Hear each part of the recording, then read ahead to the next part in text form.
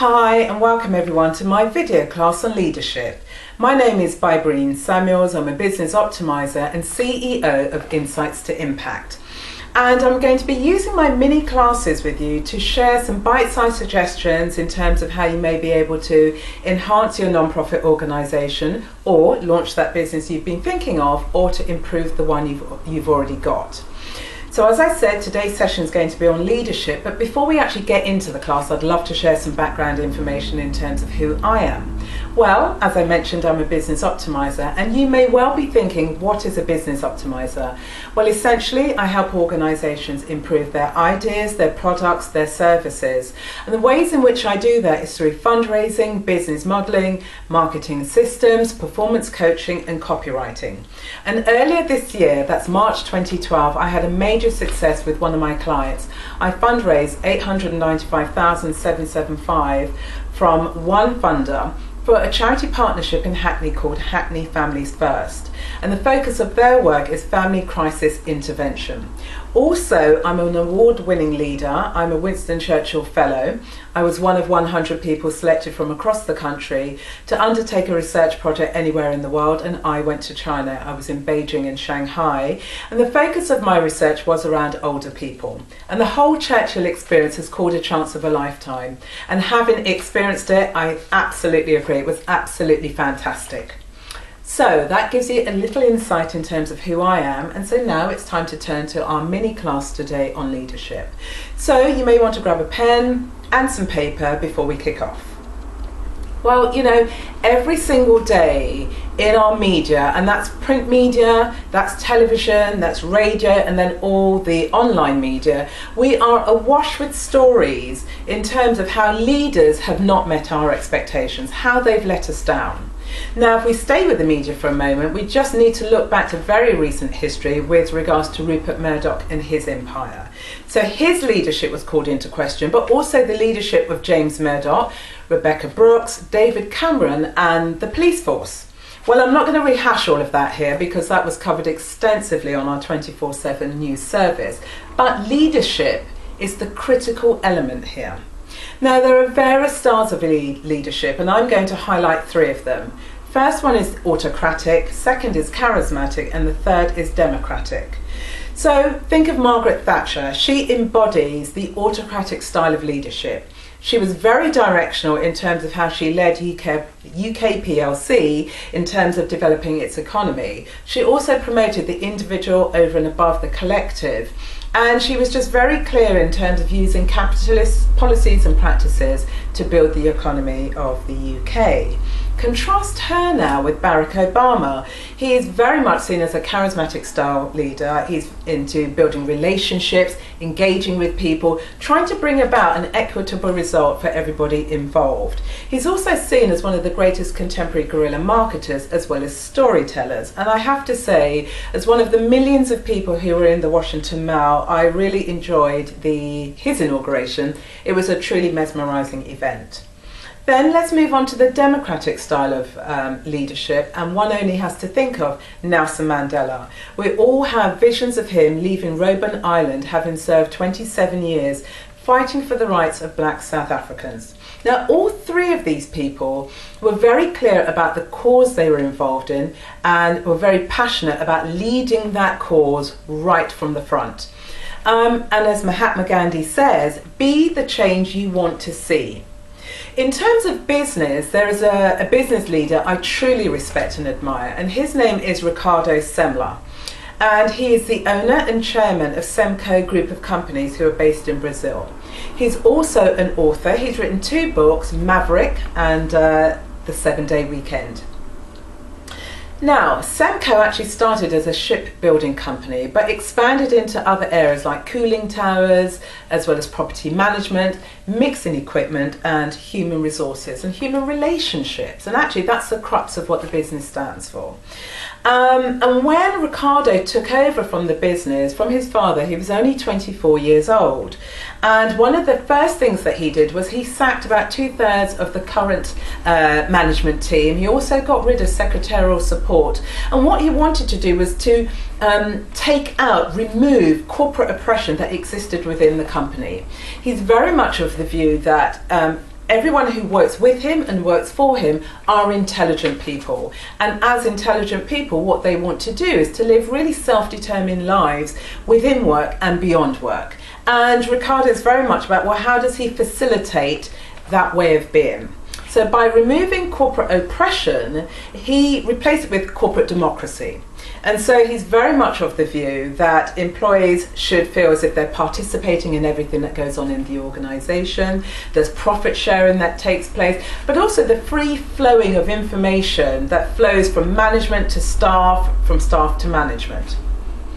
Also, he was very, very keen on engagement, and one of the things that he did was that, for example, staff can hire and fire their own managers. They also set their own salaries. They also decide what hours they're going to work, and there are no rule books.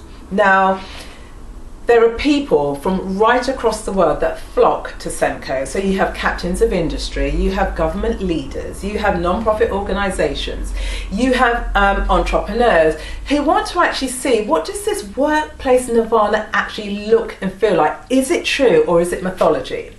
Now, Ricardo recognises that his practices may be seen as unconventional, but they do work. And he has a premise, a philosophy that says that that the idea of work is not to make money. The idea of work is to ensure that people enjoy and have a good life.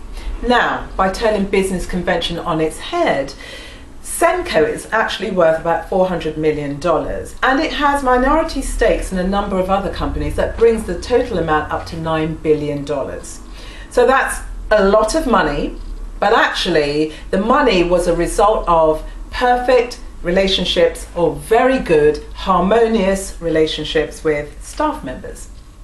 Now, in 2010, a research company called Connexa undertook an employee engagement survey with 146 multinational companies. And what they wanted to understand was, from an employee's point of view, what is it that they look for in a leader? And there were a number of things that were offered. So what's really critical, and I think it would apply to a whole range of leaders, is a leader who can convey a very clear sense of what the vision of the business is, or what the vision of the non-profit organisation is. You know, it's an entity, but actually, what is it trying to achieve?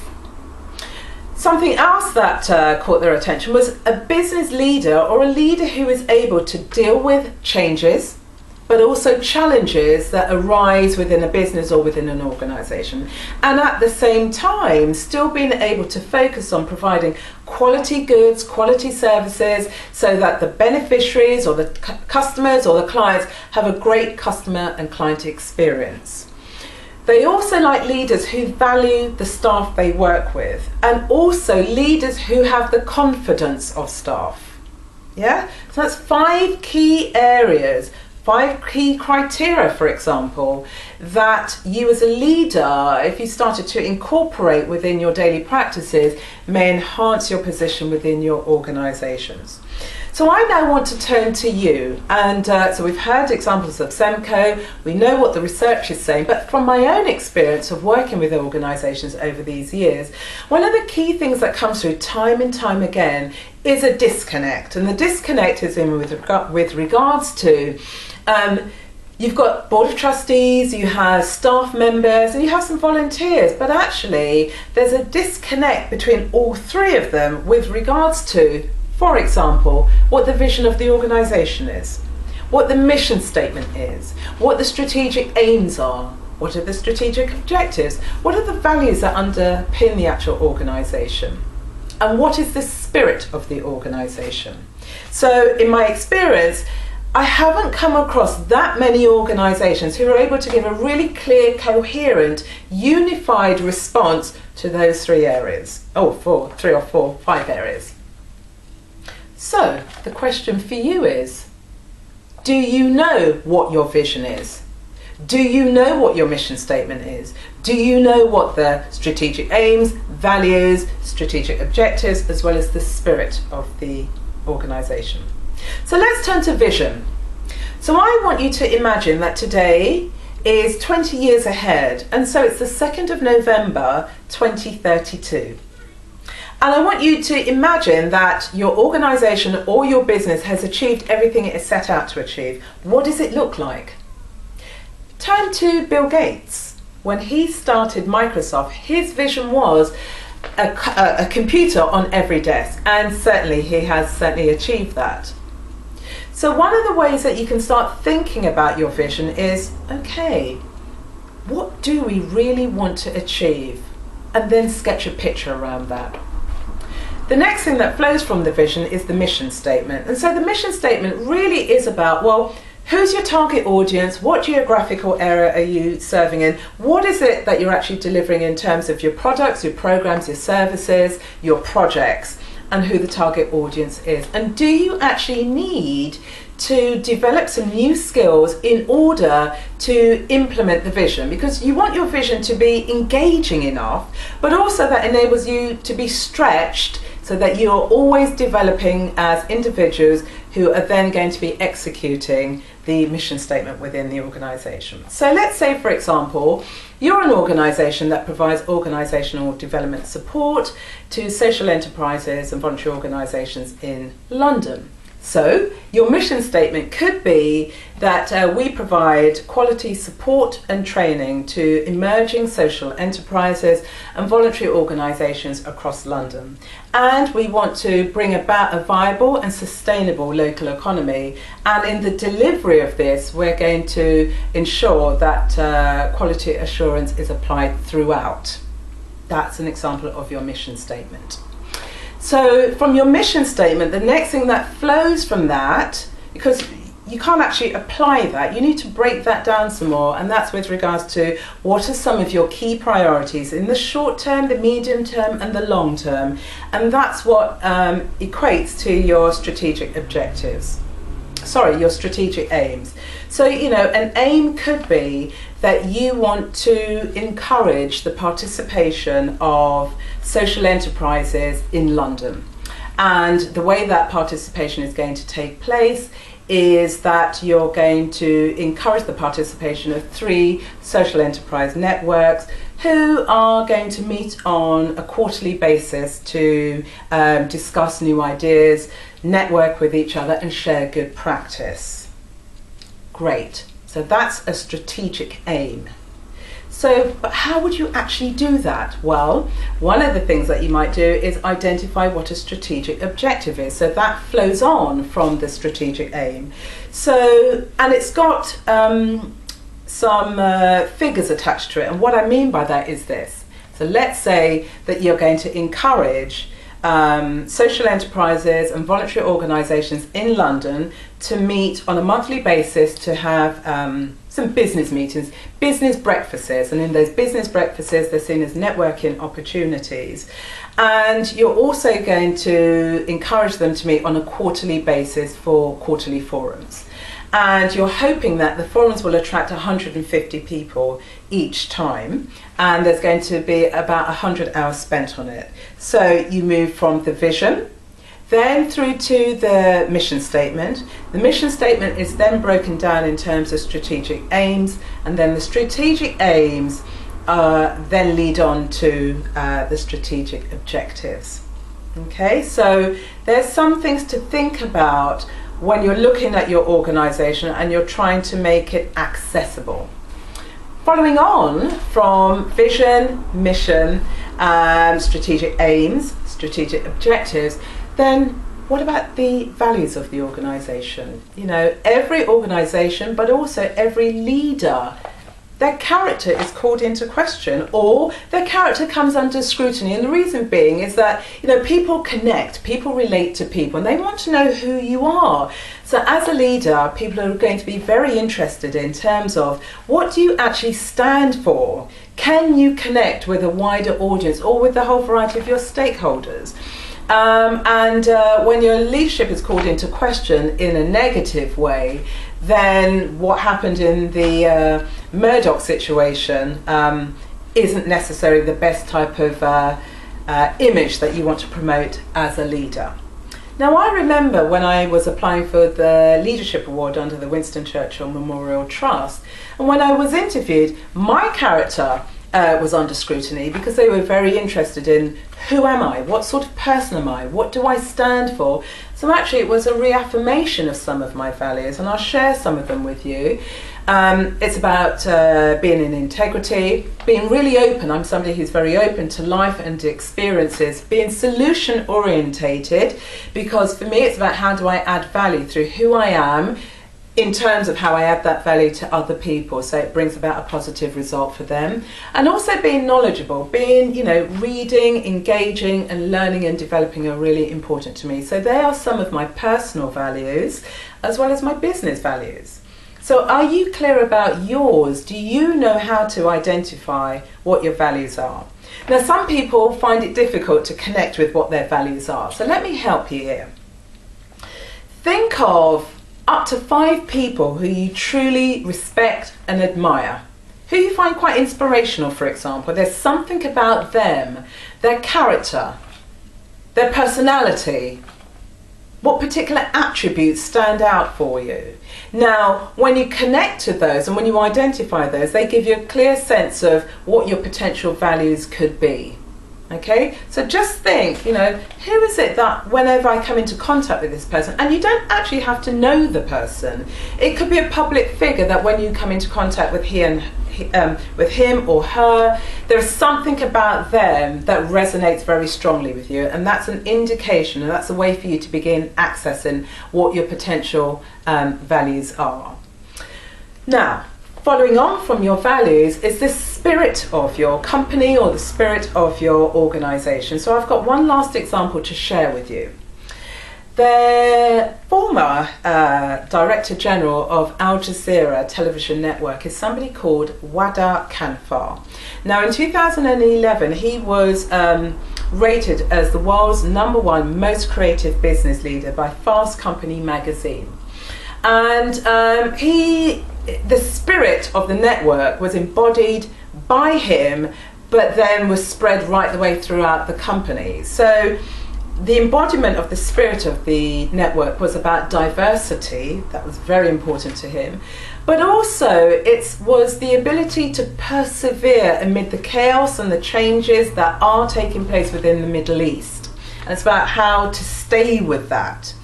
And also, he created a network and a created environment of trust. So there was a lot of trust from him to him with everybody that connected with the network. And one of the things that he did was that he allowed the mobile videos of people in Tunisia to tell the story of the revolution in Tunisia at the time when the network was banned from that country. So, as we move towards closing up this session for today, I want to just recap on a couple of things. I want you to spend time and identify what's your leadership style. Yeah, put your finger on it. Yeah, it needs your blueprint. What is it? Once you've worked that out, then give serious consideration in terms of what's the vision? What is it that you really want to achieve? Or what does the organisation, what does the business want to achieve? Identify that. Break that down again and move into what is the mission statement. Okay? Then from the mission statement, work out what are our strategic objectives, what are our strategic aims. Are we going to set this over a 1 year, 2 year, 3 year period and work it out from there? Because they're quite defined time elements that you can work with. What does your organisation or what does your business stand for? What are the values? What is it that you won't compromise on? And from moving from the values, it's about the spirit of your organisation and your business. Define it, know what it is, and then share it with everybody who comes into contact with you. So that brings us to the end of the session on leadership. The video class comes to an end. But if you've got any questions that you would like to post to me, please visit my website, which is www.insights.impact.com. Post your question there and you can download some free business optimization tips. Also, if you would like to engage my services, and that could be in the form of coaching, consulting, seminars or speaking engagements, please feel free to phone me on 0208 761 2003, or you could Skype me. My Skype ID is Bybreen, that's BYBREEN, or you could send me an email, and that is support@insightstoimpact.com, and we can always be tweeting each other, so you can reach me at Twitter at Bybreen Samuels, that's BYBREEN Samuels, SAMUELS. And lastly, I do have a blog, so you can visit that at http:// bybreen.tumblr.com.